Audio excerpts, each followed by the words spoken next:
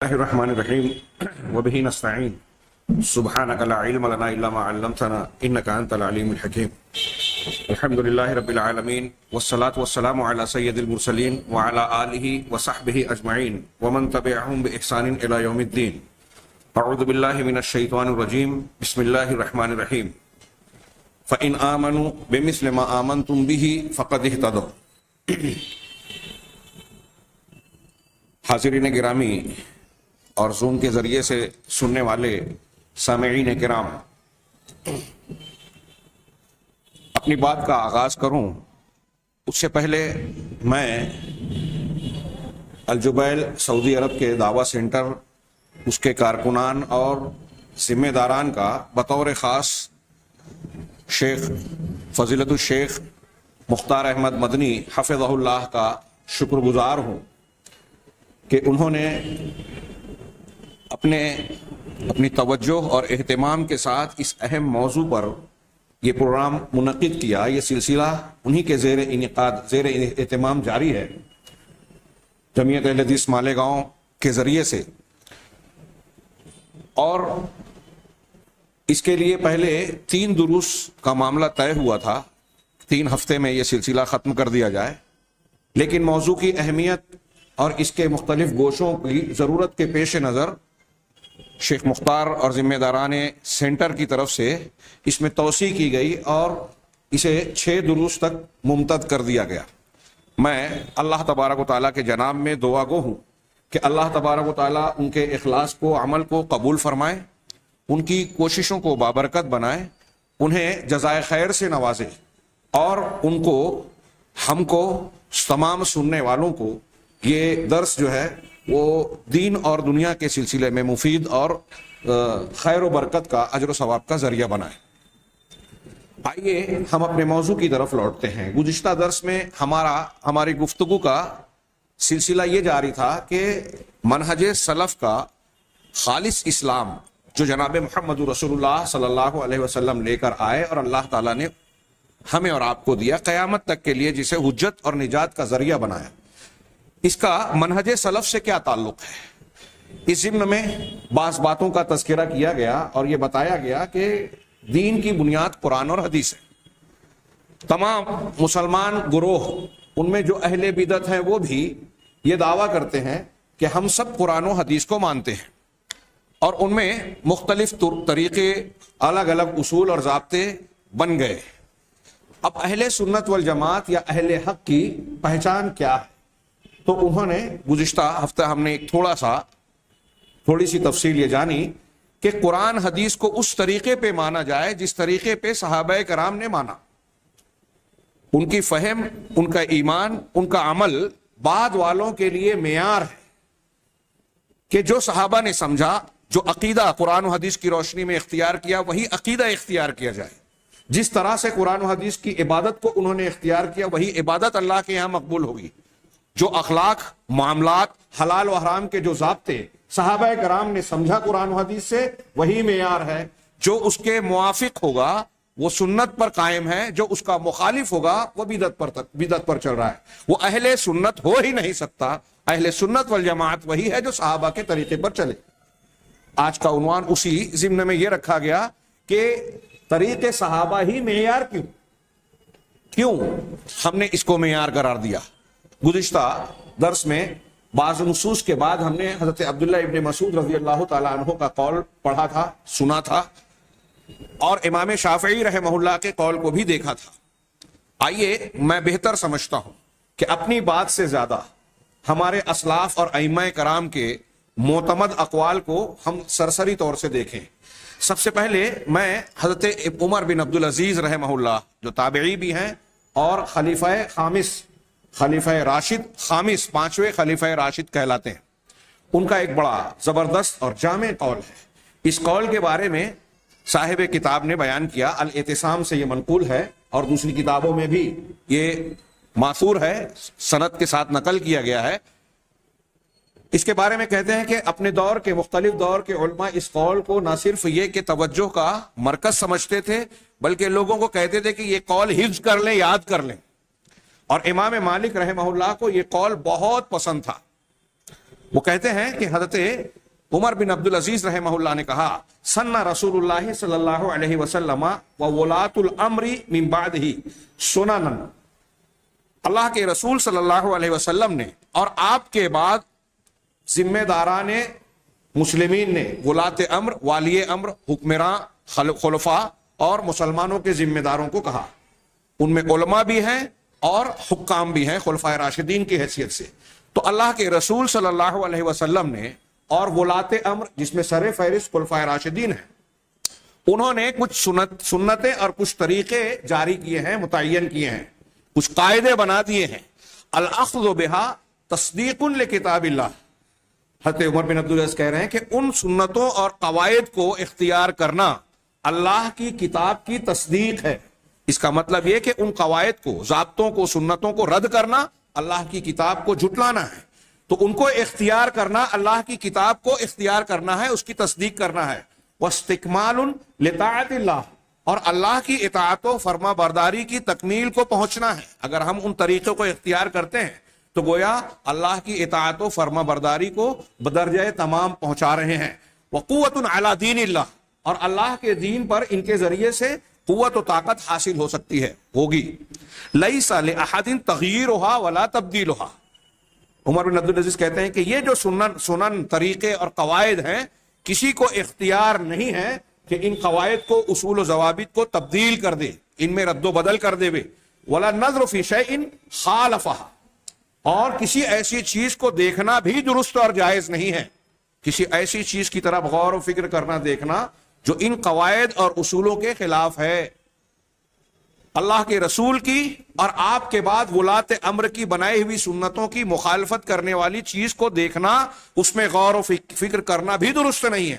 من عمل بہا مہتدٍ، ان سنتوں پر جو عمل کرے گا وہ ہدایت یافتہ ہے۔ ومن انتصر بہا منصور، اور جو اس پر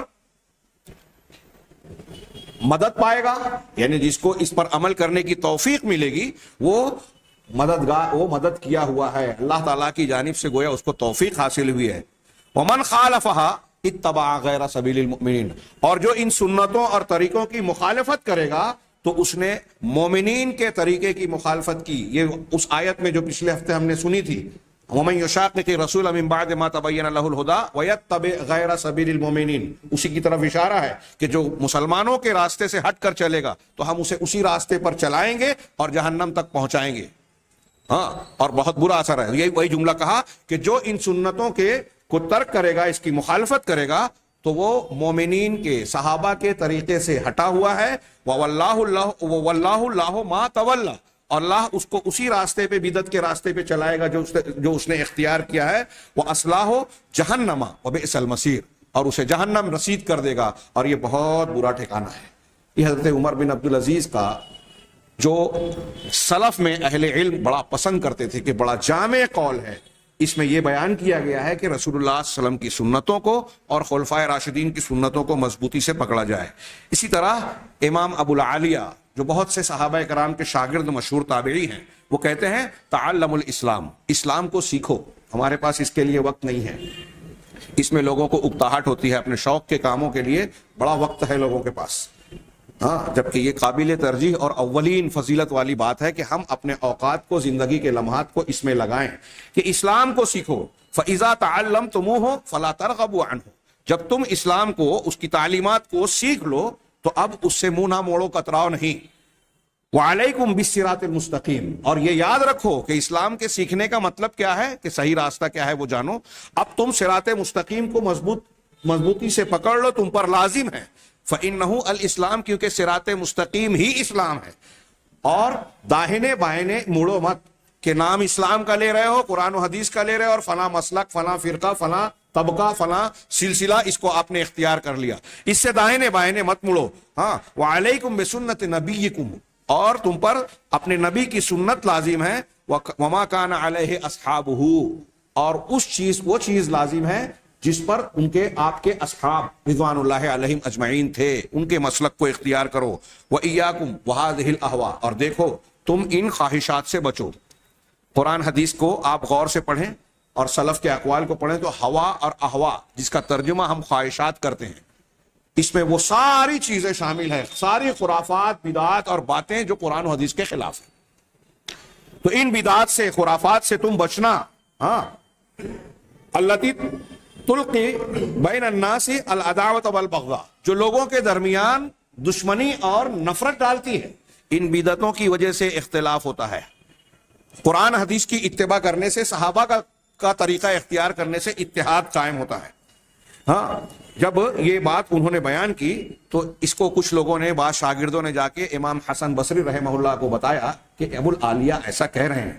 تو امام حسن نے کہا رحمہ اللہ، اللہ ان پر رحم کرے، صدق و نصح، یقیناً انہوں نے بہت سچی بات کہی اور خیر خواہی کی ہے، بھلا چاہا ہے۔ یہ ان اقوال کے علاوہ علامہ ابن تیمیہ رحمہ اللہ کا ایک قول، جو خیر القرون قرنی، سب سے بہتر زمانہ میرا ہے، پھر اس کے بعد کا، پھر اس کے بعد کا، اس کی تشریح میں آپ فرماتے ہیں اور کہتے ہیں کہ یہ بات بداہتاً اس شخص کو جو قرآن حدیث پر غور کرے، اسے بغیر بہت زیادہ محنت کیے ہوئے آسانی سے معلوم ہو جائے گی۔ اور اہل سنت والجماعت اس پر متفق بھی ہیں، جتنے بھی اہل سنت والجماعت کے گروہ ہیں سارے کے سارے متفق ہیں کہ خیر القرون جو ہے، ہاں، اس امت کا سب سے بہترین زمانہ، ہاں، اعمال میں، اقوال میں، عقیدے میں، اعتقاد میں اور اس کے علاوہ ہر فضیلت میں وہ قرن اول ہے، صحابہ کرام کا زمانہ۔ علامہ ابن تیمیہ کے قرآن حدیث کے غور کرنے سے بھی معلوم ہوتا ہے۔ اور اہل سنت والجماعت میں جتنے بھی گروہ ہیں، اہل الحدیث، اور حقیقی طور پر جو پرانے حنفی، شافعی، مالکی، حنبلی ہیں، میں موجودہ دور کے حنفیوں کو مستثنیٰ کر رہا ہوں کیونکہ عقیدے میں یہ امام ابو حنیفہ کے طریقے پہ نہیں ہیں، صوفیہ نہیں ہیں۔ تو یہ سارے اہل سنت والجماعت کے گروہ اس بات پر متفق ہیں، کس بات پر؟ کہ اس امت کا سب سے بہترین زمانہ، سب سے بہترین لوگ قرن اول کے لوگ ہیں، صحابہ کرام ہیں، پھر وہ جو ان کے بعد ہیں، پھر وہ جو ان کے بعد ہیں، جیسا کہ نبی کریم صلی اللہ علیہ وسلم سے کئی وجہ سے، کئی سند سے اور سلسلوں سے ثابت ہے۔ اور آگے فرماتے ہیں وَأَنَّهُمْ أَفْضَلُ مِنَ الْخَلَفِ فِي كُلِّ فَضِيلَةٍ، کہ وہ صحابہ کرام خلف سے، سلف یہ خلف سے، بعد والوں سے ہر فضیلت اور اچھی بات میں افضل ہیں، بہتر ہیں۔ فی علم، علم میں، عمل میں، ایمان میں، عقل میں، دین میں، بیان میں، عبادت میں، ہر چیز میں صحابہ کرام بعد والوں میں، بعد والوں سے بہتر ہیں۔ علم، ان کا علم، آج کل کچھ لوگ بات کے محققین پیدا ہوئے اور انہوں نے کہا کہ ہم جن تفصیلات کو جانتے ہیں صحابہ کرام اس سے ناواقف تھے۔ کچھ جزئیات اور کچھ تحقیقات آج کے زمانے کی سائنسی ٹیکنالوجی اور تحقیقات یہ جانتے ہوں، الگ بات ہے۔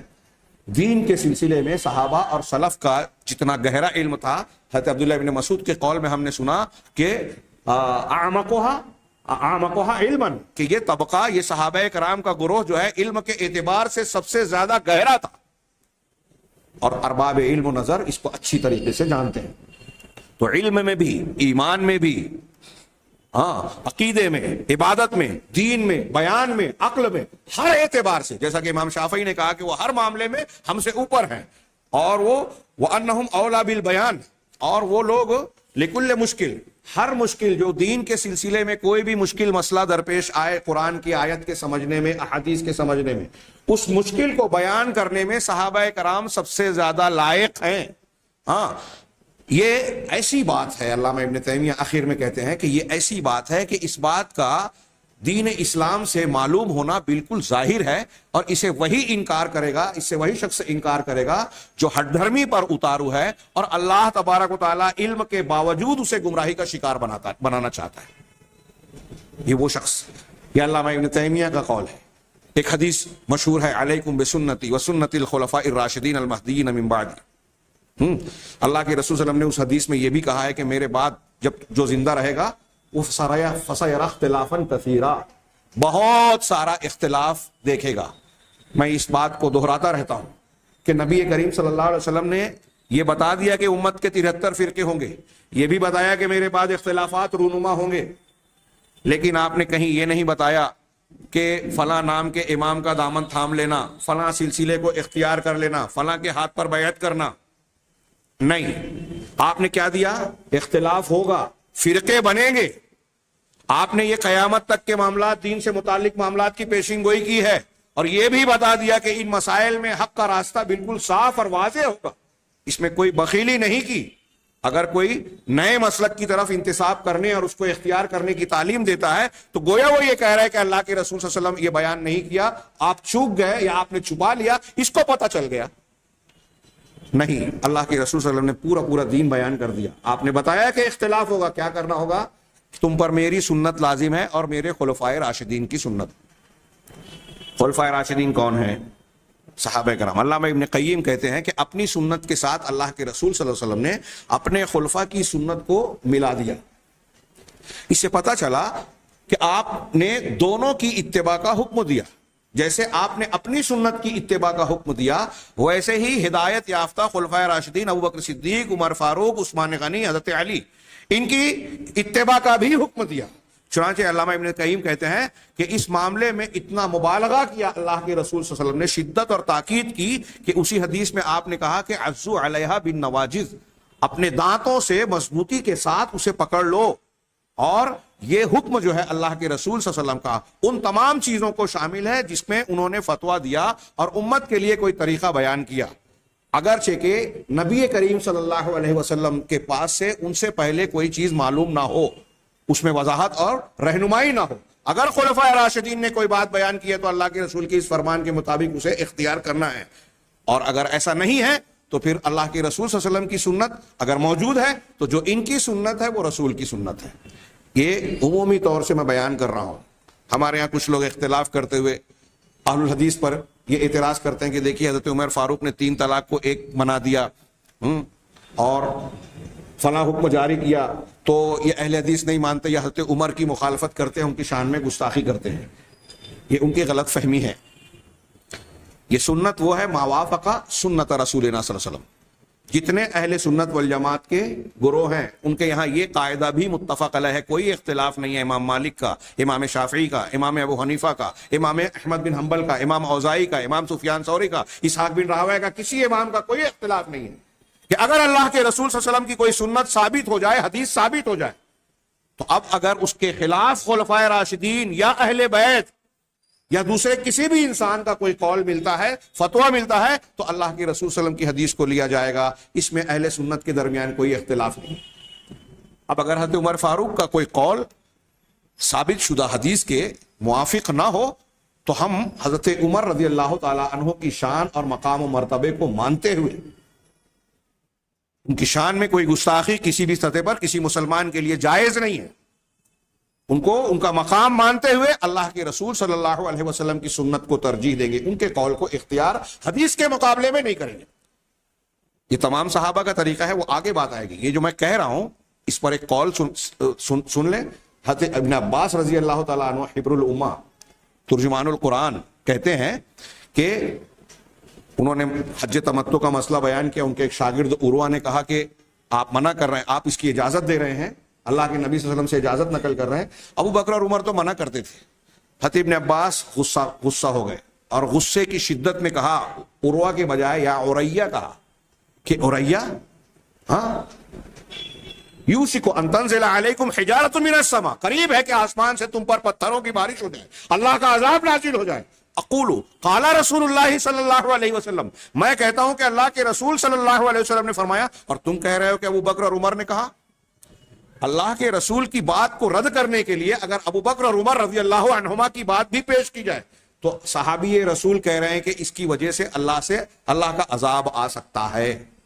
یہ ہم اگلا اہل سنت کا اصول پڑھیں گے جب، تو وہاں تھوڑا سا ذکر اس کا آئے گا کہ سب سے بنیادی چیز قرآن و حدیث ہے۔ یہ آ گیا تو اب موسیٰ علیہ السلام کی بھی کوئی بات اللہ کے رسول کے خلاف ہے تو نہیں چلے گی، ابو بکر صدیق اور عمر فاروق کی تو دور کی بات، اور ان کی بات جب نہیں چلے گی تو کسی امام، کسی بزرگ، کسی مفتی، کسی پیر، کسی فلاں اور فلاں کی بات چل ہی نہیں سکتی، سوال ہی پیدا نہیں ہوتا۔ یہ ہم آئندہ درس میں تھوڑے سے اقوال پڑھیں گے۔ فی الحال میں یہ تذکرہ کر رہا تھا کہ علامہ ابن قیم کا یہ قول جاننے کے بعد بعض اقوال سلف ہم سرسری طور سے دیکھیں کہ امام مالک رحمہ اللہ کا ایک قول ہے بڑا جامع، طریقہ صحابہ ہی معیار کیوں، یہ بیان کر رہا ہوں میں، اور اس سلسلے میں کچھ اقوال پیش کر رہا ہوں جو کہ قرآن و حدیث پر مبنی ہے۔ امام مالک کہتے ہیں ایاکم والبدع، دیکھو تم بدعتوں سے بچنا. ہمارے یہاں اب ان موضوعات کو لوگ غیر ضروری سمجھتے ہیں، جبکہ میں نے اس سے پہلے درس میں بیان کیا کہ سفر جاری کرنے سے پہلے ضروری یہ ہے کہ آپ کے سفر کی منزل کی طرف جانے والی گاڑی آپ متعین کریں کہ کون سی گاڑی، بس، ٹرین، ہوائی جہاز آپ کی منزل کی طرف جا رہی ہے. اگر آپ کو بمبئی جانا ہے تو آپ اندور اور احمد آباد کی گاڑی میں نہیں بیٹھیں گے.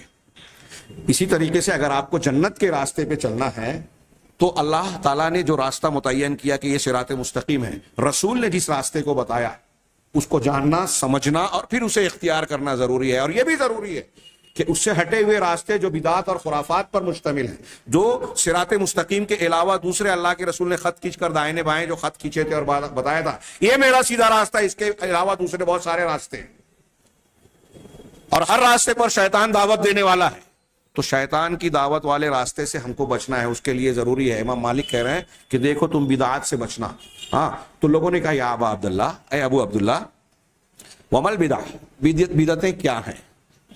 تو ان کے پس منظر میں جو سامنے بدعتیں تھی اس کا تناظر میں آپ نے کہا اہل البدع الذین یتکلمون فی اسماء اللہ وصفاتہ وکلامہ وعلمہ وقدرتہ لا یسکتون عما سکت عنہ الصحابۃ والتابعون. کہ بدعت، اہل بدعت وہ ہیں جو کہ اللہ تعالیٰ کے اسماء، صفات، اس کے کلام، اس کے علم اور اس کی قدرت، یہ اللہ کی جو صفات ہیں، نام ہے، ان کے سلسلے میں کلام کرتے ہیں اور ان باتوں سے خاموشی اختیار نہیں کرتے جن کے بارے میں صحابہ اور تابعین نے خاموشی اختیار کی. جہاں صحابہ اور تابعین رضی اللہ عنہم خاموش ہو گئے وہاں خاموش ہونا سنت ہے، کہ وہ جیسے مانا ہے ہم ویسے ہی مانتے ہیں، اس کے بارے میں کھود کرید میں نہیں پڑھتے. یہ صفات الہی کی باب میں، عقیدے کے باب میں یہ ایک اصول ہے، انشاءاللہ ہم آئندہ دروس میں اس کو جانیں گے. امام مالک کا یہ قول جو ہے یہ متعدد کتابوں میں امام بغوی نے، ابو عثمان صابونی رحمہ اللہ اور دوسرے علماء نے نقل کیا سند کے ساتھ. اسی طریقے سے نوح الجامع، انہوں نے حضرت امام ابو حنیفہ رحمہ اللہ سے سوال کیا. امام ابو حنیفہ رحمہ اللہ سے پوچھا، تو وہ کہتے ہیں کہ میں نے پوچھا کہ اے ابو حنیفہ ما تقول فی ما احدث الناس فی الکلام من الکلام فی الاعراض والاجسام. کہ اے ابو حنیفہ رحمہ اللہ، اے ابو حنیفہ آپ کیا کہتے ہیں اس چیز کے بارے میں جو لوگوں نے یہ ایجاد کر لیا، ہاں، اعراض اور اجسام کے متعلق گفتگو اور بحث کرتے ہیں، جو کہ اعراض، اجسام، یہ سب چیزیں منطق اور فلسفے کی اصطلاحات کے تناظر میں دین کے معاملے میں، الہیات یا اعتقادات کے معاملے میں گفتگو کی جاتی تھی، یہ اصطلاحات ہیں. تو امام حنیفہ نے پوچھا کہ اس بارے میں آپ کیا کہتے ہیں کہ یہ لوگوں نے نئی نئی باتیں جو شروع کر دی ہے. تو حضرت امام حنیفہ کیا کہتے ہیں؟ مقالات الفلاسفہ، یہ فلاسفہ، اہل فلسفہ کے اقوال ہیں، باتیں ہیں. علیک بالاثر و طریقۃ السلف، ہاں، تم پر اثر یعنی اللہ کے رسول کی حدیث اور سنت لازم ہے. حدیث کو اثر بھی کہا جاتا ہے، آثار صحابہ کے اقوال کو بھی کہا جاتا ہے، یہاں مراد حدیث ہے. تم پر اثر لازم ہے، وہ طریقۃ السلف، اور سلف کا طریقہ. امام حنیفہ کے اس قول کو اختیار کر لیں، آپ اہل حدیث بن جائیں گے. امام ابو حنیفہ کہہ رہے ہیں، دیکھیے امام ابو حنیفہ کے قول میں بھی سلف کے لفظ کا استعمال ہے. یہ کوئی بدعت نہیں ہے، سلف کی طرف نسبت کرنا غلط نہیں ہے. اس پر انہوں نے، میں جو کتاب سامنے رکھی ہے اس پر ایک پورا باب باندھا ہے اور دلیلیں دی ہے. ہاں، تو آپ پر اثر لازم ہے، اللہ کے رسول کی سنت کو پکڑ لو مضبوطی سے. وطریقۃ السلف، اور سلف کا طریقہ اس کو تم اختیار کرو. سلف میں کون ہے ہم یہ جان چکے، سر فہرست صحابہ، ثم الذین یلونہم تابعین، ثم الذین یلونہم سب تابعین. وإیاک وکل. اب یہاں میں رک کے یہ بھی اشارہ کر دوں کہ ابھی میں نے کہا تھا کہ آج کے حنفی میں سے مراد نہیں لے رہا ہوں، اس لیے کہ یہ میں اللہ کے گھر میں پوری ذمہ داری کے ساتھ کہہ رہا ہوں، اور یہ علمی امانت ہے. کوئی اسے اختلافی مسئلہ اور غیر ضروری سمجھے تو سمجھے، میں اسے ضروری مانتا ہوں، اور امانت علمی کے طور پر یہ لازم ہے ہر عالم پر کہ حقائق کو بیان کرے، ورنہ اللہ کے یہاں پوچھا جائے گا. آج کے حنفی امام ابو حنیفہ رحمہ اللہ کے طریقے پر، خاص طور سے ہندوستان پاکستان میں یہ مختلف جماعت جو چلت پھرت مچی ہے، امام ابو حنیفہ کے عقیدے اور طریقے اور منہج پر نہیں ہے. اور خود یہ برملا کہتے ہیں کہ ہم عقیدے میں، کلام میں اشعری ماتوریدی ہیں، ہاں، سلسلے میں نقش بندی، چشتی، قادری اور نہ جانے کیا کیا. یہ تصوف پورا رافضیت کا جو ہے ٹوکرا ہمارے اہل سنت میں انڈیلتا ہے. ان کے یہاں حلول ہے، وحدت الوجود ہے، بدعتی بیعت ہے، بدعت کے عبادت کے طریقے ہیں جسے لوگ پھیلا رہے ہیں کہ آپ اتنی مرتبہ یہ فلاں فضائل ہیں، اتنی مرتبہ فلاں نصاب پورا کر لیں اور فلاں کام کر لیں تو یہ اللہ تعالیٰ کے یہاں اتنا اتنا فضیلت اور ثواب والا کام ہوگا، جو قرآن حدیث صحابہ تابعین طبع تابعین ائمہ دین سے ثابت ہی نہیں۔ وہ عقیدہ، وہ طریقہ، وہ عبادتیں اختیار کی ہے ان لوگوں نے۔ حضرت امام ابو حنیفہ کہہ رہے ہیں کہ حدیث پکڑو، سلف کا طریقہ لو، صحیح حدیث مل جائے تو وہی میرا مسلک ہے۔ بہت مشہور قول ہے ان کا، میرا قول حدیث کے خلاف ہو تو دیوار پہ مار دو۔ یہ کہہ رہے ہیں کہ تم پر اللہ کے رسول کی حدیث اور سلف کا طریقہ لازم ہے۔ وَإِيَّاكَ وَكُلَّ مُحْدَثَةٍ، اور دیکھو ہر دین میں نئی چیز سے تم بچنا، عقیدے کے معاملے میں، عبادات کے معاملے میں۔ دھوم سے آج ہمارے یہاں ابھی جو مہینہ جاری ہے، ہاں نئے سال کا آغاز ہی ہوتا ہے تو ہمارے ہاں بدعات سے اس کا تعارف ہوتا ہے، تعزیہ اور فلاں اور فلاں، اور یہ جن کی فضیلت ہم پڑھ رہے ہیں انشاءاللہ اتوار کے دن ایک مستقل پروگرام ہے عصمت صحابہ پر، وہاں کچھ تفصیلات ان کے کردار اور ان کے مختلف گوشوں کی آئے گی واقعات کی روشنی میں، جس کا یہاں موقع نہیں ہے۔ تو جن صحابہ کرام کی عظمت کو جاننا چاہیے، اس لیے کہ یہ صحابہ کرام پوری امت کے لیے پہلے قرآن کے راوی ہیں، پہلے حدیث کے راوی ہیں، اللہ کے رسول صلی اللہ علیہ وسلم کی تربیت کے نمائندہ ہیں، اللہ کی طرف سے اپنے رسول کی دعوت کے لیے، سنگت اور ساتھ کے لیے چنے ہوئے لوگ ہیں۔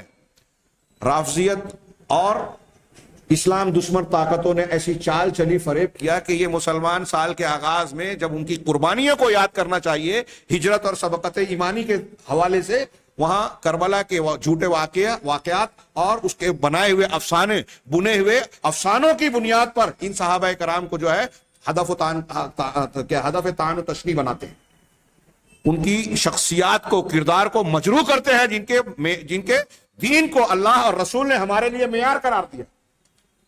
یزید کو برا بھلا کہا جائے گا، یزید بیٹے تھے حضرت امیر معاویہ کے راستے سے پھر کہا جائے گا حضرت عثمان غنی اور عمر فاروق کو، اس لیے کہ عمر فاروق نے ان کو متعین کیا تھا شام کی عمارت پر۔ پھر ان کے ماننے والے جتنے ہیں، ان پر بیعت کرنے والے جتنے سارے صحابہ کرام مجروح ہو گئے، اور ہمارے ہاں کچھ اہل سنت کی طرف نسبت رکھنے والے بعض جھوٹے جاہل قسم کے علامہ اس کو ہوا دیتے ہیں غیر ضروری مسائل کے سلسلے میں۔ ابھی ہم آگے پڑھیں گے کہ صحابہ کرام سے اگر اجتہادی طور پر، فہم کے طور پر، عملی طور پر، بشری تقاضے سے کوئی خطا ہو بھی گئی تو ان کی یہ خطائیں بوند ہے ان کی نیکیوں کے سمندر کے مقابلے میں، کوئی حیثیت نہیں رکھتی، اور اللہ ان سے راضی ہو گیا ان کی غلطیوں کو جاننے کے باوجود۔ پہلے تو جو تاریخی اعتبار سے روایتیں نقل کی جاتی ہیں وہ قابل تحقیق ہیں کہ وہ صحیح ہیں یا نہیں، شیعوں نے اور دوسروں نے اسے بن دیا۔ آج اتنے میڈیا اور وسائل اعلام، ذرائع ابلاغ اتنے عام ہیں، لیکن آج کے دنوں میں بھی ہم دیکھتے ہیں کہ ایک واقعہ ہوتا ہے دنیا کے کسی خطے اور حصے میں، ہمارے شہر میں ہوا، اخبارات میں آتا ہے، کچھ اور انداز میں اس کو بیان کیا جاتا ہے۔ تو تاریخ کے صدیوں پہلے کے واقعات میں کتنی گڑبڑ ہو سکتی ہے، کتنی جھوٹی روایتیں شامل ہو سکتی ہیں۔ بہرحال بات پھیل رہی ہے۔ حضرت امام ابو حنیفہ رحمہ اللہ کے تعلق سے میں یہ بیان کرنا چاہتا ہوں کہ موجودہ احناف جو تصوف کو مانتے ہیں، جو اشعریت ماتوریدیت کو مانتے ہیں، وہ حضرت امام ابو حنیفہ رحمہ اللہ کے خلاف ہیں، مخالف ہیں، ان کا رد کرتے ہیں۔ اور امام حنیفہ ان چیزوں کا رد کرتے تھے جو تصوف سے اور اشعریت و ماتوریدیت سے جڑی ہوئی ہے۔ اچھی طرح دماغ میں بٹھائی، اور یہ عجیب پہیلی ہے، لوگ سمجھنے کے لیے تیار ہی نہیں ہے۔ ہاں، اللہ کے رسول یہ کہتے ہیں حضرت امام حنیفہ، وَإِيَّاكَ وَكُلَّ مُحْدَثَةٍ، اور تم ہر بدعت سے، ہر نئی چیز سے، یہاں محدثہ ہے دین کی نئی چیز سے تم بچنا، فَإِنَّهَا بِدْعَةٌ، اس لیے کہ ہر نئی چیز بدعت ہے۔ امام حروی نے ضم الکلام و اہلہ کتاب میں اس قول کو نقل کیا ہے۔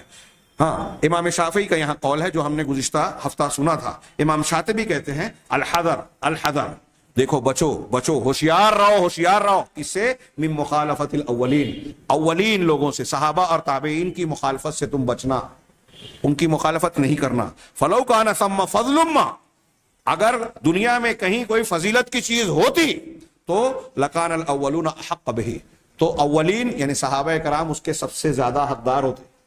اگر تعزیے میں کوئی اچھائی ہوتی، 15 شعبان کو جاگنے میں کوئی فضیلت ہوتی، شب معراج کی کوئی خاص فضیلت ہوتی، جتنی بدعات آج ہیں ان سب کو آپ دیکھ لیجئے۔ ہاں، اور میں یہ عرض کرنا چاہتا ہوں، دنیا میں جتنی روئے زمین پر بدعت ہے، آپ یہ قاعدہ جو ہم پڑھ رہے ہیں، صحابہ، تابعین، تبع تابعین، یہ معیار حق ہیں۔ جو ان 3 زمانوں میں جو چیز نہیں پائی جا گئی ہے وہ دین میں نئی چیز ہے، وہ بدعت ہے، اس کو چھوڑ دیجیے آنکھ بند کر کے۔ یہ اللہ کے رسول صلی اللہ علیہ وسلم نے ہم کو ایک ترازو دیا ہے، معیار دیا ہے، اس پر تول لیجئے۔ حضرت امام مالک کہتے تھے کہ اللہ کے رسول صلی اللہ علیہ وسلم کے زمانے میں اور صحابہ کے زمانے میں جو چیز دین نہیں تھا، جو چیز دین نہیں تھی آج بھی نہیں ہے، اس زمانے میں جو دین تھا آج بھی وہی دین ہے۔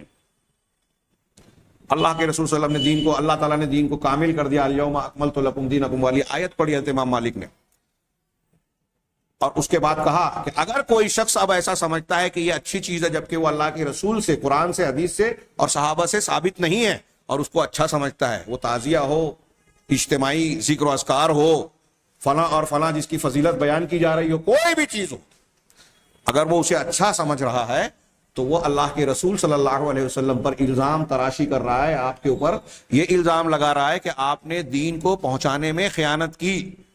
اللہ کے رسول نے پورا دین نہیں پہنچایا تھا، بعد کے لوگوں نے اس کو بتایا اور اب وہ اختیار کیا ہے۔ ظاہر سی بات ہے کہ یہ کسی طریقے سے صحیح ہو ہی نہیں سکتا۔ امام شاطبی کا یہ قول بڑا شاندار ہے کہ اللہ کے رسول صلی اللہ علیہ وسلم کے صحابہ اور تابعین، جو صحابہ کے تابعین جو طریقہ اختیار کرتے تھے اس کو تم لازم پکڑنا، ان کی مخالفت سے بچتے رہنا۔ اگر کوئی نیکی، اچھائی، بھلائی، فضیلت کی بات ہوتی تو وہ اسے ضرور اختیار کرتے، ہم سے سبقت کرتے۔ بقیہ بن ولید امام اوزاعی امام شام کہلاتے ہیں۔ جیسے امام حنیفہ امام شافعی کی تقلید ہوتی ہے، ابتدائی دور میں جب تقلید کچھ علاقوں میں رواج پایا کہ ہمارے بڑے عالم یہ ہیں، ان کی باتوں کو ہم مانیں گے، ان کے فتووں کی طرف رجوع کریں گے، اس طرح تشدد نہیں تھا جیسے بعد میں تقلید کی گئی، تو شام کے لوگ امام اوزاعی کی طرف رجوع کیا کرتے تھے۔ امام اوزاعی کا قول انہوں نے نقل کیا ان کے شاگرد بقیہ بن ولید نے، وہ کہتے ہیں کہ قال لی الاوزاعی، امام اوزاعی نے مجھ سے کہا یا بقیہ، اے بقیہ، لا تذکر احدا من اصحاب نبیک الا بخیر، اپنے نبی کے صحابہ میں سے کسی کا بھی ذکر خیر کے علاوہ کسی اور چیز کے ساتھ مت کرو۔ خلافت و ملوکیت کی رودات بیان کرنی ہو یا کربلا اور جنگ جمل اور صفین کا معاملہ بیان کرنا ہو، ہر اعتبار میں امام اوزاعی کہہ رہے ہیں کہ صحابہ کا تذکرہ خیر کے علاوہ نہ کرے۔ جو صحابہ کا تذکرہ کسی غلط بات کے ساتھ کرتا ہے، ان پر کوئی الزام تراشی کرتا ہے، ان کی شان میں کوئی گستاخی کرتا ہے، وہ اہل سنت کے طریقے سے ہٹا ہوا ہے، قرآن حدیث کے حکم کا مخالف ہے، وہ کتنا بڑا بھی نام ہو، کسی جماعت کا بانی اور امام کیوں نہ ہو، صحابہ کو مجروح کرنے والا اہل سنت والجماعت کے متفقہ طریقے سے ہٹا ہوا ہے، اور وہ اہل سنت والجماعت میں سے نہیں ہے، وہ بدعتی ہے، اہل سنت کے اصول سے ہٹا ہوا ہے۔ اور کسی کو پہچاننے کے لیے یہ اصول سامنے رکھنا چاہیے، میں بھی آگے اسی درس میں بیان کرنا چاہتا ہوں، آگے آئے گا۔ امام اوزاعی کہہ رہے ہیں کہ اپنے نبی کے اصحاب کا ذکر خیر کے علاوہ کسی چیز سے نہ کرو، اے بقیہ۔ ہاں، امام اوزاعی کہہ رہے ہیں العلم ما جاء عن اصحاب محمد صلی اللہ علیہ وسلم وما لم یجئ عنہم فلیس بعلم، علم وہی ہے جو اللہ محمد صلی اللہ علیہ وسلم کے صحابہ سے مروی ہے، ان سے آیا ہے، اور جو ان سے نہیں آیا وہ علم نہیں۔ دین کے علم کی بات ہو رہی ہے، سائنس، ٹیکنالوجی، جغرافیہ کی تحقیقات کی بات نہیں۔ علم وہی ہے جو صحابہ سے آیا ہے، اور جو صحابہ کرام سے مروی نہیں ہے وہ علم نہیں ہے۔ اب حافظ ابن حجر عسقلانی کہتے ہیں کہ السعید من تمسک بما کان علیہ السلف واجتنب ما احدثہ الخلف، سعید، نیک بخت، خوش قسمت وہ شخص ہے جس نے اس چیز کو عقیدے اور عمل میں، دین میں اس چیز کو پکڑ لیا مضبوطی سے جس پر سلف تھے، اور اس چیز سے اپنے آپ کو بچا لیا جس پر خلف ہے۔ یہ چند اقوال میں نے پیش کیے، لیکن ان اقوال کی بنیاد کا کیا ہے؟ یہاں حضرت امام احمد بن حنبل رحمہ اللہ کا ایک قول بھی پیش کرنا بہت ضروری میں سمجھتا ہوں۔ امام احمد بن حنبل رحمہ اللہ کہتے ہیں کہ اصول السنت عندنا التمسک بما کان علیہ اصحاب رسول اللہ صلی اللہ علیہ وسلم، ہمارے نزدیک سنت کی بنیادیں ہیں، بنیاد یہ ہے، سنت کی بنیاد کیا ہے؟ مضبوطی سے پکڑ لینا اس چیز کو جس پر رسول اللہ صلی اللہ علیہ وسلم کے اصحاب تھے۔ ایک جملہ، ایک کتاب ہے یہ امام احمد بن حنبل کی۔ ہمارے نزدیک یہ سنت ہے کہ جو صحابہ کرام رضوان اللہ علیہم اجمعین جس چیز پر تھے اس کو مضبوطی سے پکڑ لینا، تھام لینا۔ یہاں میں امام بربہاری شرح السنہ میں، امام بہاری عقیدے کی کتاب ہے، 4 صدی ہجری کے یہ عالم ہے، بہت بڑے امام ہیں، ان کی یہ کتاب عقیدے کے سلسلے میں بڑی متداول ہے. اس میں کئی جگہ انہوں نے صحابہ کرام کے متعلق بات کی. امام احمد بن حنبل کے اس قول کی تشریح کرتے ہوئے ان کا ایک قول صرف میں نقل کر رہا ہوں آپ کے سامنے. انہوں نے کہا الاساس الذی تبنی علیہ الجماعہ، وہ بنیاد جس پر جماعت کی عمارت کھڑی ہوتی ہے، بنیاد پر عمارت کھڑی ہوتی ہے نا، تو اہل السنہ والجماعہ، یا اللہ کے رسول نے فرمایا کہ 73 فرقے ہوں گے، سب جہنم میں جائیں گے سوائے ایک کے، اور وہ کون ہوگی؟ الجماعہ. تو یہ الجماعہ کون ہے یا کس کو جماعت مسلمین کہا جائے گا؟ تو حضرت امام ابو محمد حسن ابن علی البربہاری اپنی کتاب میں کہتے ہیں کہ الاساس الذی تبنی علیہ الجماعہ، وہ بنیاد جس پر الجماعت کی بنیاد عمارت کھڑی ہوتی ہے، ہم اصحاب محمد صلی اللہ علیہ وسلم رحمہم اللہ، وہ محمد صلی اللہ علیہ وسلم کے صحابہ کرام ہیں تمام کے تمام. وہم، آگے وہ کہتے ہیں وہم اہل السنت والجماعہ، اور وہ یہی اہل سنت والجماعت ہے صحابہ کرام. یہ اقوال یاد رکھنے والا ہے، اپنے دماغ میں نقش کر لینے والا ہے. قدم قدم پر آج ہم کو اس کی ضرورت ہے. بہت سارے مسلمان کہلانے والے ان اصولوں اور بنیادوں کو چھوڑ کر گمراہیوں کا شکار ہے، بدعت خرافات میں پڑے ہوئے. تو وہی لوگ اہل السنہ والجماعت ہیں. آگے وہ کہتے ہیں فَمَن لَمْ يَأْخُذْ عَنْهُمْ فَقَدْ ضَلَّ وَابْتَدَعَ، اور جو شخص دین کو صحابہ کرام سے نہ لیوے تو وہ شخص گمراہ ہے، گمراہی کا شکار ہے اور بدعتی ہے. ضَلَّ وَابْتَدَعَ، گمراہ ہو گیا اور بدعت میں پڑ گیا. وَكُلُّ بِدْعَةٍ ضَلَالَةٍ، اور ہر بدعت گمراہی ہے. وَالضَّلَالَةُ وَأَهْلُهَا فِي النَّارِ، اور گمراہی اور اس کے ماننے والے سب کے سب جہنم میں ہیں. امام بربہاری نے کہا طبیعت تو دل تو چاہتا ہے کہ اس کی تشریح کی جائے لیکن وقت اجازت نہیں دیتا. یہاں ایک سوال کہ اللہ کے نبی صلی اللہ علیہ وسلم یا صحابہ کرام اور تابعین کی یہ جو باتیں پڑھی یا ہم نے جو اقوال پڑھے، امام مالک، امام احمد، امام ابو حنیفہ، امام شافعی، امام اوزاعی، عمر بن عبدالعزیز رحمہم اللہ اور دیگر سلف، یہ چند میں نے سمندر میں سے چند قطرات پیش کیے. یہ کیوں کہہ رہے ہیں کہ دین کا طریقہ وہی اللہ کے یہاں قابل قبول ہے، وہی صحیح ہے، وہی صراط مستقیم ہے جو صحابہ کا طریقہ تھا؟ یہ معیار کیوں ہے؟ اس کی پہلی بات تو یہ کہ اللہ تبارک و تعالیٰ نے اس کا حکم دیا ہے. آج کچھ لوگ کہتے ہیں نا کہ میں نے اس سے پہلے بھی ذکر کیا، قرآن ماننے کے لیے کیا حدیثوں کا ماننا ضروری ہے؟ ہاں ضروری ہے. کیوں؟ اس لیے کہ قرآن کہتا ہے. اور قرآن حدیث کو کیسے مانا جائے؟ جیسے صحابہ نے عہد اول کے مسلمانوں نے مانا، نبی کریم صلی اللہ علیہ وسلم کے شاگردوں نے جانا، سمجھا، عمل کیا. یہ بائنڈنگ اور یہ پابندی قرآن حدیث کی متعین کی ہوئی ہے. قرآن حدیث کی چند دلیلیں اس سے پہلے ہم سن چکے ہیں، ایک دو دلیل اور بھی دیکھیں. جیسے میں نے آج کے خطبے کے درس کے آغاز میں سورہ بقرہ کی آیت کا ایک ٹکڑا پڑھا. اللہ تبارک و تعالیٰ نے ارشاد فرمایا فَإِنْ آمَنُوا بِمِثْلِ مَا آمَنْتُمْ بِهِ فَقَدِ اهْتَدَوْا. اگر یہ بے ایمان لوگ، یہود، نصارہ، مشرکین، کفار، سب اس میں مراد ہو سکتے ہیں، سیاق و سباق میں جو بھی ہو، میں عموم کا معنی کر رہا ہوں. ہاں، کہ اگر وہ لوگ ایسے ہی ایمان لے آئیں جیسے تم ایمان لائیں. اللہ تعالیٰ قرآن میں کہہ رہا ہے، جس وقت قرآن نازل ہو رہا ہے جناب محمد رسول اللہ صلی اللہ علیہ وسلم پر، غور کیجیے آیت پر. اللہ کے رسول سے اللہ کہہ رہا ہے، ہاں کن لوگوں سے کہہ رہا ہے؟ اس وقت کے مسلمانوں سے. جیسے تم لوگ ایمان لائے ویسے اگر دوسرے لوگ بھی ایمان لے آئیں فقد اہتدوا، تو وہ سب ہدایت یاب ہو جائیں گے، سب ہدایت پر ہو جائیں گے. قرآن کی یہ آیت کہہ رہی ہے کہ صحابہ کرام جن سے اللہ کہہ رہا ہے کہ جیسے تم ایمان لائے ویسے دوسروں کو ایمان لانا ہے. اس کا مطلب قرآن نے صحابہ کے ایمان کو معیار بنایا ہمارے آپ کے لیے، پوری دنیا کے لیے. یہ کسی ایرے غیر نتھو خیرے کا قول نہیں ہے، ہاں کسی بزرگ کا نہیں. اللہ تبارک و تعالیٰ رب العالمین اپنی کتاب ہدایت میں یہ معیار ہم کو دے رہا ہے. اور یہ کوئی ایک آیت نہیں، پچھلے ہفتہ ہم نے وَمَن يُشَاقِقِ الرَّسُولَ والی آیت پڑھی، وہ آیت بھی پڑھی سورہ توبہ کی آیت نمبر 100 وَالسَّابِقُونَ الْأَوَّلُونَ مِنَ الْمُهَاجِرِينَ وَالْأَنصَارِ وَالَّذِينَ کیا ہے وَالَّذِينَ اتَّبَعُوهُم بِإِحْسَانٍ رَضِيَ اللَّهُ عَنْهُمْ وَرَضُوا عَنْهُ. اللہ ان سے راضی ہوا، اس میں یہ داخل ہے کہ اللہ ان کے ایمان سے راضی ہے، ان کے عقیدے سے راضی ہے، ان کی عبادت کو پسند کرتا ہے اللہ تعالیٰ، ان کے کردار کو پسند کرتا ہے، حلال و حرام میں جو ان کا طریقہ ہے اس کو پسند کرتا ہے. اگر کوئی چیز ایسی ہوتی ان کی جو اللہ تعالیٰ کے لیے قابل قبول نہیں ہوتی تو اللہ ان سے راضی نہیں ہوتا. ایسے 20 دلیلیں پیش کی جا سکتی ہیں، یہاں ایک دو حدیث بھی پیش کر دیں، خیر الناس کرنی اور دوسری حدیثیں تو سنی. اللہ کے رسول صلی اللہ علیہ وسلم نے مشہور حدیث میں سنن وغیرہ میں جو حسن بھی اور صحت کے درجے کو پہنچی ہوئی اسانید سے مروی ہے کہ نجات پانے والے گروہ کو بہت سارے فرقے امت میں ہوں گے. نجات پانے والے گروہ کی صفت اللہ کے رسول صلی اللہ علیہ وسلم نے کیا بیان کی؟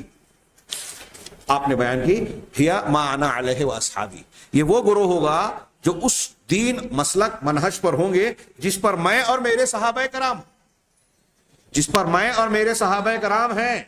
یہ معیار بنا دیا اللہ کے رسول صلی اللہ علیہ وسلم نے کہ آج کے دن میرے صحابہ جس طریقے مسلک اور منہج کو اختیار کیے ہیں، اسی منہج کو اختیار کرنے والا گروہ جنت میں جائے گا، نجات پائے گا. ان گروہوں میں حق پر قائم رہنے والا گروہ کہلائے گا. کتنی صاف بات ہے. اللہ کے رسول نے یہ نہیں کہا کہ 100 سال کے بعد ایک امام پیدا ہوں گے، 200 سال کے بعد ایک سلسلہ چشتیہ، قادریہ، نقشبندیہ پیدا ہوگا، ان سے جڑنا پڑے گا، فلاں امام کی طرف نسبت کرنی پڑے گی. بلکہ آپ نے کہا کہ میرا طریقہ اور میرے صحابہ کرام کا طریقہ. اور صحابہ کرام کے تعلق سے اللہ تبارک و تعالیٰ نے دنیا ہی کی بات نہیں کہی، بلکہ اللہ تبارک و تعالیٰ نے قرآن مجید میں ارشاد فرمایا کہ اللہ تعالیٰ قیامت کے دن بھی ان کو جو ہے رسوائی اور ذلت سے بچائے گا اور ان کو اعلیٰ مقام. کیا ہے؟ لا نخزی ہے یومئذ، کہ اس دن، سورہ تحریم کی آیت ہے کہ اس دن ہم نبی کو اور ان کے ساتھ ایمان لانے والوں کو رسوا نہیں کریں گے. تو نہ نبی رسوا ہوں گے نہ ان کے ساتھ ایمان لانے والے صحابہ. اب کوئی یہ کہتا ہے کہ اللہ کے رسول کی وفات کے بعد صحابہ میں خرابیاں پیدا ہو گئی، تو وہ اس ارشاد پر غور کر لے کہ اللہ تعالیٰ قیامت کے دن کا بھی ان کے وعدہ کر رہا ہے کہ ان کو رسوا نہیں کرے گا. یہ حدیثیں چند ہیں. ایک حدیث صرف اور ملاحظہ فرمائیں.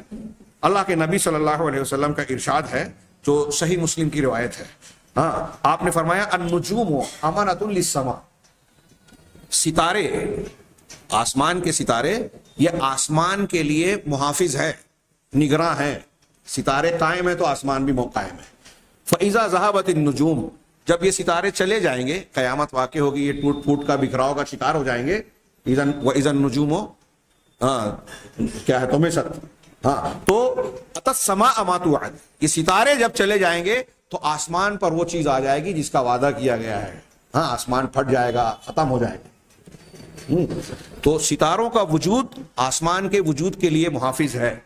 وَأَنَا أَمَانَةٌ لِأَصْحَابِي، اور میں، اللہ کے رسول صلی اللہ علیہ وسلم فرما رہے ہیں، صحیح مسلم کی حدیث ہے، میں اپنے صحابہ کے لیے امین ہوں، محافظ ہوں. فَإِذَا ذَهَبْتُ أَتَىٰ أَصْحَابِي مَا يُوعَدُونَ، جب میں چلا جاؤں گا دنیا سے، تو میرے صحابہ کے پاس وہ چیزیں آئے گی جس کا ان سے وعدہ کیا گیا ہے. آپس میں کچھ اختلاف پیدا ہوں گے، کچھ نئے لوگ پیدا ہوں گے، مخالفین پیدا ہوں گے، فتنے اٹھیں گے. تو صحابہ پر ان فتنوں کی رکاوٹ میرے وجود سے ہے. اب میں چلا گیا تو یہ فتنے آئیں گے. وہ اصحابی امانۃ لامتی، اور میرے صحابہ میری امت کے لیے محافظ ہے، امن ہے، امن کا ذریعہ ہے. فَإِذَا ذَهَبَ أَصْحَابِي، جب میرے صحابہ دنیا سے چلے جائیں گے، أَتَىٰ أُمَّتِي مَا يُوعَدُونَ، تو میری امت پر وہ فتنے، وہ پریشانیاں، وہ خرابیاں پیدا ہو جائیں گی جس کا ان سے وعدہ کیا گیا ہے. اور پھر قیامت تک مختلف فتنوں کا سلسلہ جاری رہے گا. یہ صحیح مسلم کی حدیث ہے. علامہ ابن قیم کہتے ہیں کہ اللہ کے رسول صلی اللہ علیہ وسلم نے اپنے صحابہ کی نسبت ان کے بعد والوں کی ایسی نسبت کی ہے جیسے اپنی نسبت اپنے صحابہ کرام سے، اور ایسی نسبت جیسی ستاروں کی آسمان سے. اور یہ بات معلوم ہے کہ تشبیہ جو ہے وہ امت کو یہاں ہدایت کے سلسلے میں تشبیہ دی جا رہی ہے کہ میں میں امین ہوں، محافظ ہوں. مطلب جب تک میں ہوں تو فتنے نہیں آئیں گے، ہدایت پر قائم رہیں گے. صحابہ جب تک موجود ہیں فتنے رکے ہوئے رہیں گے اور ان کے عدم وجود سے فتنہ. اس کا مطلب یہ کہ صحابہ تابعین کے پاس جو ہے صحیح دین، صحیح علم اور صراط مستقیم موجود ہے. بدعتیں، خرافات اور وہ چیزیں جو دین کے سلسلے میں دین کے نام پر داخل ہونے والی تھی بعد میں، وہ صحابہ تابعین میں نہیں موجود تھی. چنانچہ آگے یہ کہتے ہیں کہ صحابہ کرام کو جو ہے ستاروں سے نسبت تشبیہ دینے میں بڑا نفیس فائدہ بیان کیا بعض علماء نے، اور وہ یہ ہے کہ اللہ تعالیٰ نے قرآن مجید میں ستاروں کا 3 فائدہ بیان کیا. کیا؟ ایک تو یہ کہ انہا زینۃ للسماء، کہ یہ آسمانوں کے لیے زینت کا سامان ہے، خوبصورتی کا باعث ہے. جیسا کہ اللہ نے فرمایا وَلَقَدْ زَيَّنَّا السَّمَاءَ الدُّنْيَا بِمَصَابِيحَ، ہم نے سمائے دنیا کو مصابیح چراغوں کے ذریعے سے، ستاروں کے ذریعے سے مزین کیا، آراستہ کیا۔ ہاں، دوسرا ستاروں کا فائدہ کیا ہے؟ الاہتداء بہا، ان کے ذریعے سے راستہ اختیار کرنا، رہنمائی حاصل کرنا۔ اللہ تعالیٰ نے فرمایا وَبِالنَّجْمِ هُمْ يَهْتَدُونَ، کہ وہ ستاروں کے ذریعے سے راستہ پاتے ہیں، ہدایت پاتے ہیں۔ تیسرا فائدہ ستاروں کا اللہ تعالیٰ نے بتایا انہا رجوم الشیاطین، کہ یہ شیاطین کو مارنے کا ذریعہ ہے، رجم کرنے کا ذریعہ ہے، جیسا کہ اللہ عز و جل نے فرمایا وَجَعَلْنَاهَا رُجُومًا لِلشَّيَاطِينِ، کہ ہم نے ان ستاروں کو شیاطین کو مار بھگانے کا ذریعہ بنایا۔ اب یہ تین صفتیں یا فائدے ستاروں کے قرآن نے بیان کیا ہے، اور صحابہ کرام کو ستارہ کہا گیا۔ تو اب یہ تین فائدہ ان میں کیسے آتا ہے کہ صحابہ کرام اس امت کے لیے، اپنے نبی کے بعد اس امت کے لیے زینت اور خوبصورتی کا سامان ہے۔ دنیا کے غیر مسلم مستشرقین کو بھی اس بات کا اعتراف ہے، محمد رسول اللہ صلی اللہ علیہ وسلم کا معجزہ مانتے ہیں کہ اللہ کے رسول صلی اللہ علیہ وسلم کی زیر تربیت جس نسل نے بود و باش پائی، نشو و نما پائی، دنیا کی تاریخ انسانی میں کوئی ایک زمانے میں اتنے عظیم شخصیات کبھی پیدا نہیں ہوئی۔ نبی کریم صلی اللہ علیہ وسلم نے صرف 23 سالہ دور نبوت اور تعلیم کے ذریعے دنیا کی سب سے بڑی جاہلیت اور جہالت کو دنیا کی سب سے بڑی تہذیب و تمدن میں بدل دیا۔ ایسا بہترین، صاف ستھرا، پاکیزہ معاشرہ کبھی وجود میں نہیں آیا۔ ایک مستشرق کے الفاظ ہیں، عظیم شخصیت کے لیے وہ لوگ ہیرو کا لفظ استعمال کرتے ہیں جو ٹھیک نہیں معلوم ہوتا، لیکن ان کے الفاظ نقل کروں کہ محمد صلی اللہ علیہ وسلم ہیروز کی نرسری تھے، جو آپ کے یہاں آپ کے پاس آیا، آپ کی تربیت میں رہا، وہ ہیرو بن گئے، یعنی عظیم شخصیت بن گئے۔ اور دنیا میں اتنے ذہین، فتین، مختلف فنون اور مختلف اعتبار سے اعلیٰ ترین مقام کو فضیلت میں پہنچے ہوئے شخصیات کبھی ایسے ایک زمانے میں کبھی اکٹھا نہیں ہوئی جتنی رسول اللہ صلی اللہ علیہ وسلم کے صحابہ کرام کی شکل میں ایک زمانے میں اکٹھا تھے۔ تو یہ اس امت کے لیے زینت کا سامان ہے۔ ہاں، اور صحابہ کرام جو ہے حق کی معرفت کے سلسلے میں ان کے ذریعے سے ہدایت پائی جاتی ہے۔ کون سا عقیدہ صحیح ہے، کون سا طریقہ سنت ہے، کون سا بدعت ہے، کس بات کو قبول کرنا چاہیے، کس کو رد کرنا چاہیے، یہ صحابہ کرام کو دیکھ کر آپ اور ہم پتہ لگا سکتے ہیں۔ یعنی جیسے ستارے کے ذریعے سے اللہ نے بتایا کہ اس کا فائدہ ہے کہ راستہ اور سمت، آج بھی جو ہے جہاز کا سفر کرنے والے اس کے ذریعے سے سمت معلوم کرتے ہیں، کھیت اور کھلیان میں رہنے والے اس کے ذریعے سے وقت اور سمت معلوم کرتے ہیں۔ ایسے ہی ان صحابہ کرام کے ذریعے سے صحیح دین اور باطل دین کا فرق معلوم ہوتا ہے، سنت اور بدعت کا فرق جانا جا سکتا ہے۔ اسی طریقے سے یہ صحابہ کرام انسانوں میں سے جو اہل کفر ہیں، اہل بدعت ہیں اور نئی نئی چیزیں پیدا کرنے والے ہیں امت کے اندر، ان کے لیے صحابہ کرام رجم کا کام کرتے ہیں۔ صحابہ کے اقوال سے، ان کے اعمال سے، ان کے طریقے سے ہم جس طرح آسمان کے ستارے شیاطین کو مار بھگاتے ہیں، ایسے ان اہل بدعات اور خرافات کو صحابہ کے طریقے اور ان کے مسلک سے مار بھگایا جا سکتا ہے۔ چنانچہ کتنی بدعات ہیں جن کو صحابہ نے جڑ سے اکھاڑ کر پھینک دیا، کتنے باطل پرست ہیں جن کو انہوں نے خاک آلود کر دیا۔ اللہ تعالیٰ ان سے راضی ہو اور ان کو رضی اللہ عنہم ورضوا عنہ، اللہ تعالیٰ ان سے راضی ہو۔ امام ابو مسلم الخولانی کہتے ہیں کہ علماء کی مثال زمین میں ایسے ہی ہے جیسے آسمان میں ستاروں کی، کہ جب وہ ستارے ظاہر ہوتے ہیں تو لوگوں کو راستہ ملتا ہے، ہدایت ملتی ہے، اور جب وہ گم ہو جاتا ہے، گھپ اندھورا چھا جاتا ہے تو لوگ حیران ہو جاتے ہیں، راستہ سمجھ میں نہیں آتا۔ میں یہاں یمن کے ایک عالم دین کی کتاب سے ایک بات پیش کرنا چاہتا ہوں کہ اللہ کے رسول صلی اللہ علیہ وسلم یا ہم نے سلف کا منہج جو اختیار کیا، یہ جن کی کتاب ہے، ان کا انشاءاللہ ان سے متعلق کچھ باتیں، ان کی باتیں کتاب کے حوالے سے آئندہ دروس میں پیش کی جائے گی۔ یہ پہلے اخوان المسلمین کے عالم تھے، انہوں نے اس سے توبہ کی، نکل کر سلفی منہج اہل الحدیث کا طریقہ اختیار کیا۔ ایسے لاکھوں لوگ ہیں دنیا کے اندر اہل بدعت اور اخوانیت کو اور ان کو چھوڑ کے۔ میں آئندہ درس میں، ایک درس کے بعد والے میں، جب اخوانیت سے متعلق گفتگو ہوگی تو ذکر کروں گا۔ انہوں نے اپنی اسی کتاب میں یہ بات کہی کہ ہم صحابہ کا منہج اختیار کرتے ہیں اور سلفی منہج کہتے ہیں، اپنے آپ کو سلفی کہتے ہیں، تو کیوں اس کو اختیار کرتے ہیں، کیوں اس کو اختیار کرنا ضروری ہے؟ تو ان کا ہی ایک جملہ یہ ہے جو میں نے گزشتہ درس میں بھی استعمال کیا تھا کہ صحابہ کا منہج اور نبی کا منہج معصوم ہے، اس کے اندر کوئی خطا، کوئی ملاوٹ، کوئی خرابی کا سوال ہی پیدا نہیں ہوتا۔ وہ اس دنیا سے گزرے تو صاف ستھرا منہج تھا اور اللہ ان سے راضی تھا، اور اللہ نے کہا ہے کہ ویسا ایمان اگر تم لے آؤ جیسا صحابہ کرام نے اختیار کیا تو تم ہدایت یاب ہو جاؤ گے. اللہ کہہ رہا ہے کہ ان کے ایمان کو ان کو ہدایت کہا. لہذا اب کچھ وجوہ انہوں نے بڑے پیارے بیان کیے ہیں. انہوں نے کہا کہ صحابہ کرام کیا، جیسے ہمارا آج کا عنوان ہے کہ طریقہ صحابہ ہی معیار کیوں اسی کو ہم سمجھیں گے، تو اس کی وجہ بیان کر رہے ہیں. قرآن حدیث کی دلیلیں دی، سلف کے اقوال کی دلیلیں دی، کہ کچھ عقلی طور سے آپ اور ہم بھی غور کریں. ہاں اس کو اس طرح، جو ان کا آخری نقطہ ہے میں اس کو پہلے بیان کروں. یہ آخری میں کہتے ہیں کہ دیکھیے کہ جتنے بھی دنیا میں طوائف اور گروہ پائے جاتے ہیں، مسلک کے لوگ پائے جاتے ہیں، جتنے فرقے اور جتنی جماعتیں ہیں، وہ سب کے سب یہ جو دعویٰ کرتے ہیں کہ ہم قرآن حدیث کو ماننے والے ہیں. بہت غور سے سنیے گا، ذہن نشین کیجئے گا. بڑی پیاری بات کہی ہے انہوں نے، میں نقل کر رہا ہوں صرف. انہوں نے کہا کہ جتنے بھی فرقے اور جماعتیں دنیا میں روئے زمین پر ہیں اور قرآن و حدیث کی طرف اپنی نسبت کرتی ہیں، بولتی ہیں کہ ہم قرآن حدیث کو ماننے والے ہیں، آپ ان پر غور کریں تو وہ قرآن و حدیث کو کیسے مانتے ہیں؟ قرآن حدیث کو کیسے مانتے ہیں؟ اگرچہ اہل سنت والجماعت ہی کہلانے والے شافعی، مالکی، حنبلی بھی ہیں، حنفی بھی ہیں، لیکن آپ سوچئے کہ ایک حنفی کہتا ہے کہ میں قرآن حدیث کو ہی مانتا ہوں. کیسے مانتا ہے وہ؟ امام و حنیفہ یا حنفی مسلک سی جو تشریحات قرآن و حدیث کی ہے اس کو مانتا ہے. شافعی امام شافعی کی طرف نسبت کی ہوئی تشریحات کی بنیاد پر قرآن حدیث کو مانتا ہے.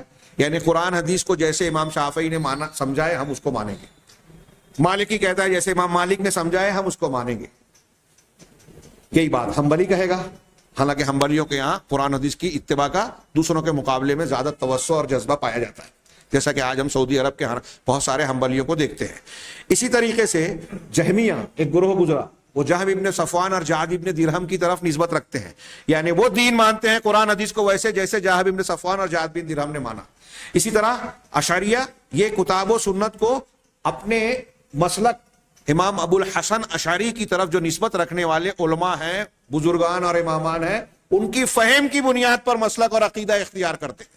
معتزلہ اپنے بانی مذہب کے لوگوں کی فہم کی بنیاد پر مانتے ہیں. اس کو اور تھوڑا قریب کر لیجئے، آج صوفیوں میں جو نقش بندی ہے وہ نقش بندیہ مشائخ کے اقوال کو دین سمجھتا ہے کہ یہ قرآن حدیث کی تشریح کر رہے ہیں. اب ان کے یہاں تو یہ بھی ہے کہ قرآن حدیث کی ضرورت نہیں ہے، یہاں قال نہیں ہے، حال ہے.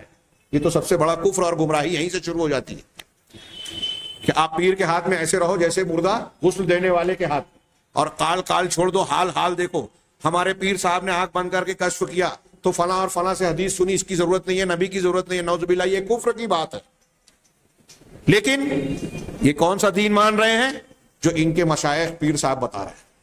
نقش بندیہ مشائخ کی، چشتی، قادری، سہروردی، رفاعی، اپنے اپنے سلسلے کے.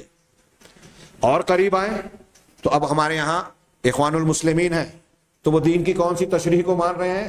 جو شیخ حسن البنا یا سید قطب یا ان کے بعد کے جو محمد سرور یا سرور ہیں، ان کی تشریحات کو دین مان رہے ہیں. ہندوستان کے وہی جماعت ابو العلا المودودی صاحب کی جو دین کی تشریح ہے، فہم ہے، وہ قرآن کو شعوری مطالعے کا جب حکم دیتے ہیں تو صرف تفہیم القرآن پڑھنے کے لیے کہتے ہیں. صحابہ، تابعین، طبع تابعین، ان کی فہم کنارے، امت مسلمہ میں قرآن و حدیث کو سمجھائے ان کے نزدیک ابو العلا مودودی صاحب نے، چاہے وہ کتنی بھی بڑی لغزش کھائے ہوں، سلف سے کتنی بھی مخالفت کرتے ہوں. تو ایک جماعت اسلامی سے نسبت رکھنے والا اپنی جماعت کے بانی کی فہم کو قرآن و حدیث کی فہم کر منحصر کرتا ہے، انحصار کرتا ہے کہ انہوں نے صحیح سمجھا. تبلیغی جماعت کی طرف نسبت رکھنے والا مولانا الیاس صاحب، مولانا زکریا صاحب رحمہم اللہ، سب پر اللہ کا رحم ہو، ان کی غلطیوں کو اللہ سب کو معاف کرے، لیکن انہوں نے جیسا قرآن حدیث کو سمجھایا یا جس شعبے کو سمجھانے کی کوشش کی، چاہے اس میں خطائیں، غلطیاں، بدعت و خرافات ہی کیوں نہ ہو، یہ کہتے ہیں کہ ہم وہی مانیں گے جو ہمارے مولوی صاحب نے بتایا، مولانا الیاس صاحب نے اور فلاں نے اور فلاں.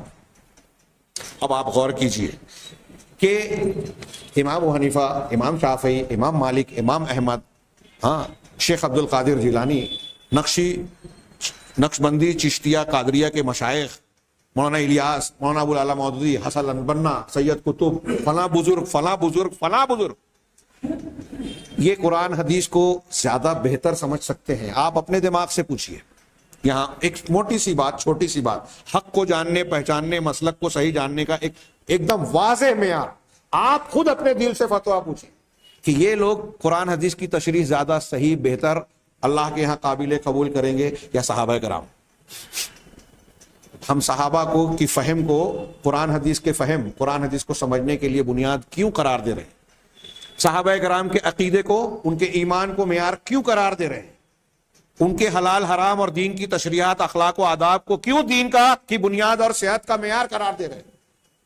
اس کی جو بنیادیں ہم نے پڑھی عقلی طور سے غور کریں تو ظاہر سی بات ہے کہ صحابہ کرام یہ جو انہوں نے صاحب یمن کے عالم دین نے بیان کیا، اس لیے کہ انہوں نے لأنہم عاصروا التشریع، شریعت جب بنائی جا رہی تھی، قرآن کا جب نزول ہو رہا تھا، اس کے زمانے میں وہ صحابہ موجود تھے، اس لیے صحابہ کی تشریح زیادہ اہم، اولا اور زیادہ حقدار ہے کہ مانا جائے، زیادہ صحت کے اور صحیح ہونے کے لائق ہے۔ اور یہ اسی کے ماحول میں انہوں نے زندگی گزاری، چنانچہ قرآن کے نازل ہونے کے کیا موقع، کیا حالات اور کیا پس منظر تھے، وہ سب سے بہتر طریقے سے صحابہ جانتے تھے۔ اللہ کے رسول صلی اللہ علیہ وسلم نے کب کون سی بات ارشاد فرمائی، آپ کی بات کا مقصود مطلوب کیا تھا، کون سے حالات میں، کون سے واقعات میں اور کیسے پس منظر میں آپ نے بیان کیا، اس کا سب سے بہترین ادراک اور علم، معرفت صحابہ کرام کو تھی، بعد والوں کو نہیں ہو سکتی۔ کتنا بھی بڑا انسان ہو، ہوا میں اڑے، پانی پہ چلے، عشاء کے وضو سے فجر اور فجر کے وضو سے عشاء پوری زندگی پڑھتا رہے، اس کو یہ فضیلت نہیں مل سکتی جو صحابہ کو حاصل ہوئی، وہ مقام حاصل نہیں ہو سکتا۔ دوسرا، وَلِأَنَّ خطاب الشارع متوجہ فی الیہم فی الاصل، انہوں نے دوسرا نقطہ بیان کیا کہ صحابہ کی بات کو ہم کیوں ضروری مانتے ہیں، معیار مانتے ہیں، اس لیے کہ شارع کا خطاب، اللہ تعالیٰ نے جب قرآن نازل کیا، رسول اللہ صلی اللہ علیہ وسلم کا کام تھا کہ قرآن کی تشریح کریں، تفسیر کریں، سمجھائیں، قولی عملی ہر اعتبار سے، تو قرآن کا رخ اور نبی کریم صلی اللہ علیہ وسلم کی توجہ، روح سخن سب سے پہلے اصل میں صحابہ کرام سے ہی تھا، صحابہ سے ہی خطاب کر کے اللہ نے بیان کیا، فَإِنْ آمَنُوا بِمِثْلِ مَا آمَنْتُمْ بِهِ، جہاں جہاں المومنین کہا اللہ تعالیٰ نے، اللہ کے رسول نے پہلے، سب سے پہلے صحابہ اس کے مراد تھے اور انہی کی طرف خطاب تھا، وَهُمُ الْمُرَادُونَ بِهِ قَبْلَ غَيْرِهِمْ، اور کسی دوسرے کو مراد لینے سے پہلے مومنین اور اہل اسلام یا ایھا الذین آمنوا کے خطاب میں سب سے پہلے صحابہ کرام مراد تھے۔ تو اللہ کا اور رسول اللہ صلی اللہ علیہ وسلم کا دین کے سلسلے میں جو بھی خطاب تھا، اس کا رخ دوسروں سے پہلے صحابہ کرام سے تھا۔ تیسری بات کہ ان کی بات معیار کیوں، انہی کے قول کیوں لیوے قرآن و حدیث کی تشریح میں، اس لیے کہ وہ اہل الفصاحت والبیان، وہ فصاحت اور بیان والے تھے، ہاں، اور وحی جو ہے صحابہ کرام کی زبان میں نازل ہوئی۔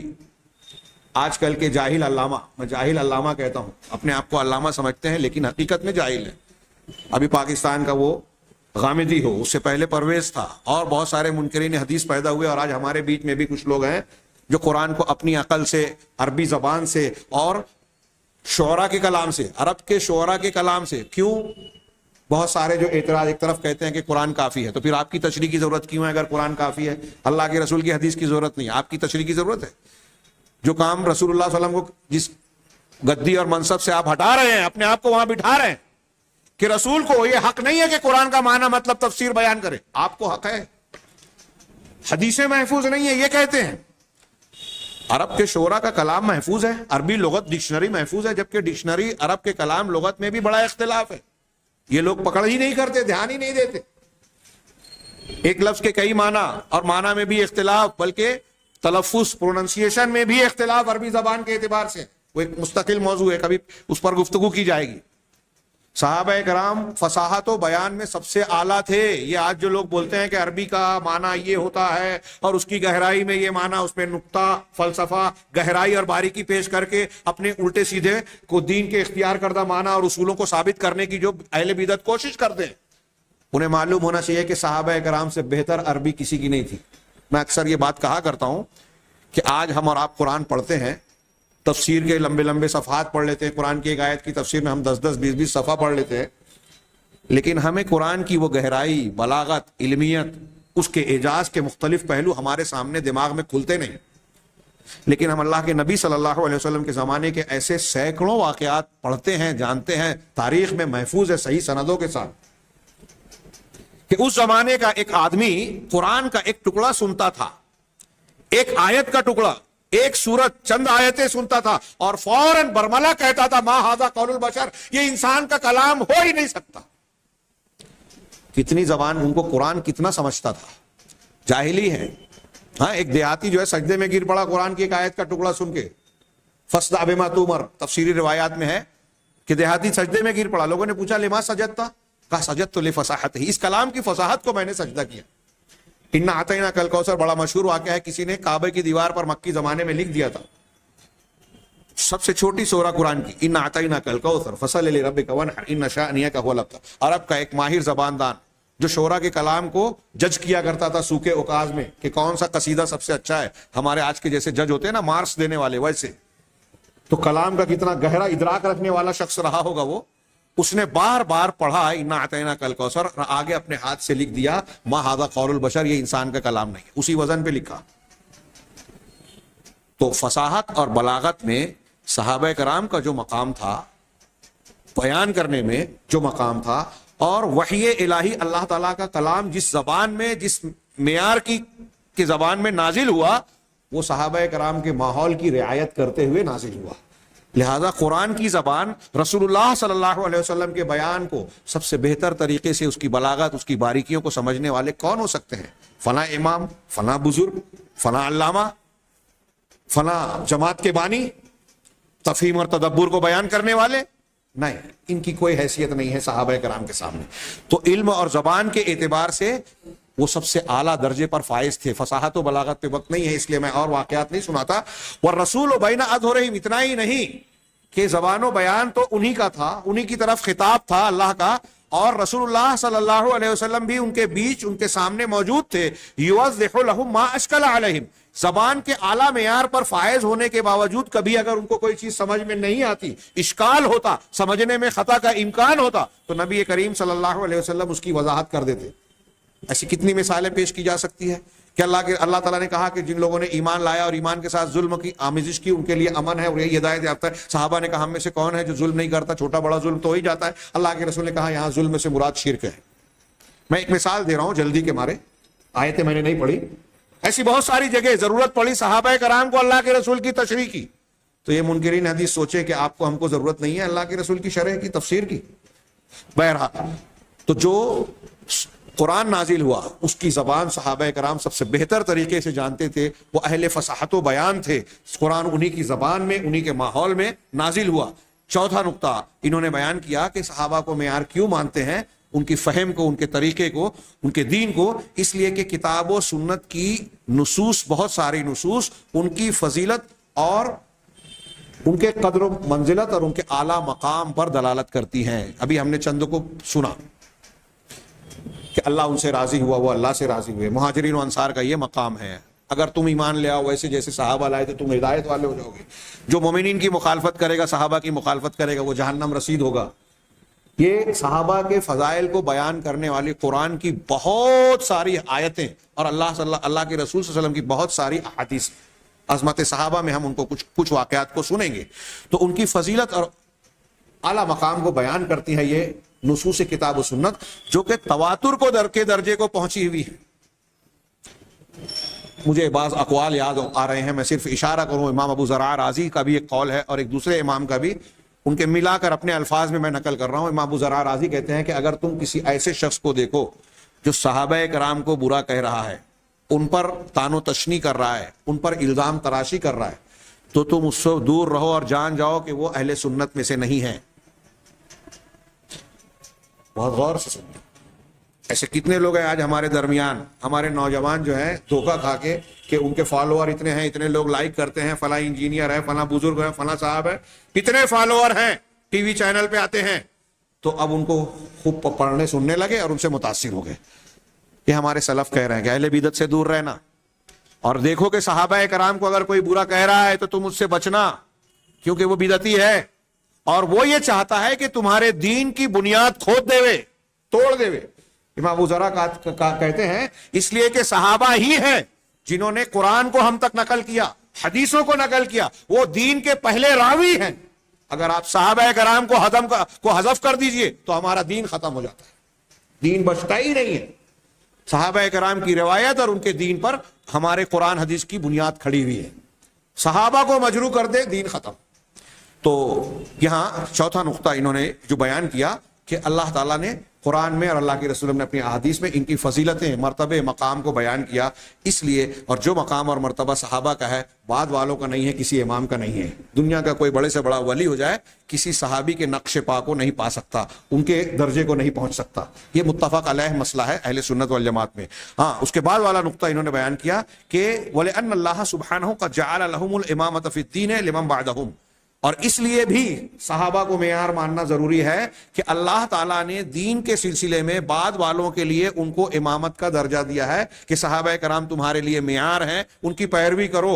وَأَثْنَى عَلَيْهِمْ، اور ان کے صحابہ پر تعریف کی اور ان کی پیروی کرنے والوں کی بھی تعریف کی، رضی اللہ عنہم ورضوا عنہ، ہاں، کہ والذین اتبعوہم بإحسان، وہ لوگ جو احسان کے ساتھ سابقون الاولون کی اتباع کرتے، اللہ تعالیٰ نے ان کی تعریف کی اور ان کی مدح و ستائش کی، وعلی من تبعہم، ان کی بھی تعریف کی اور ان کی اتباع کرنے والوں کی بھی، وسلک سبیلہم، اور صحابہ کرام کے راستے پر جو چلنے والا ہے ان کی بھی تعریف کی۔ یعنی اللہ تعالیٰ ہم کو اور آپ کو یہ کہہ رہا ہے کہ وہی راستہ اختیار کرو جو صحابہ کا تھا، سابقون الاولون کا تھا۔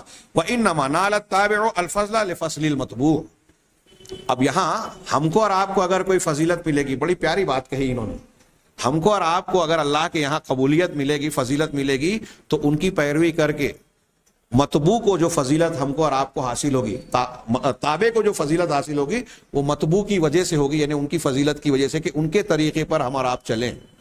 یہاں کوئی نئی چیز ایجاد کر کے آپ اللہ کے یہاں مقبول نہیں ہو سکتے، پرانا طریقہ، صحابہ کا طریقہ اختیار کرنا ہوگا۔ اور ایک آخری ایک نقطہ اور بیان کیا، وَلِأَنَّهُمْ نَاجُونَ مِنَ الضَّلَالِ، اس لیے بھی صحابہ کا دین ایمان معیار ہے کہ وہ گمراہی اور ضلالت سے جو ہے نجات پانے والے ہیں۔ یبعدون عن مواطن الزلل، ہاں، لغزشوں، خطاؤں اور گمراہ ہونے کے جو مواقع ہیں، راستے ہیں، ان سے صحابہ کرام بہت دور تھے، ہلاکت کے میں پڑنے سے بہت دور تھے۔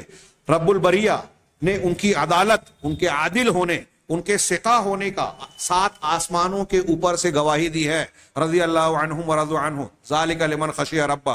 اسی طریقے سے اس لیے بھی صحابہ کی بات ضروری ہے، جو انہوں نے کہا، جو ہم سن چکے ہیں کہ وہ سب سے بہترین زمانے کے لوگ ہیں۔ اور آخری بات انہوں نے یہی کی، اس لیے بھی کہ جو دنیا میں مختلف جماعتیں، گروہ پائے جاتے ہیں، وہ سب کے سب اپنے بانی کی طرف نسبت کرتے ہیں، اور صحابہ کرام اللہ کے رسول صلی اللہ علیہ وسلم کے براہ راست شاگرد ہیں، اللہ کے پہلے مخاطب ہیں۔ اور یہ جو نکات بیان کی، اس بنیاد پر صحابہ کرام کی دین کی فہم، ایمان کا اختیار کرنا دوسروں کے مقابلے میں سب سے بہتر، سب سے صحیح اور سب سے زیادہ قابل اعتماد ہے۔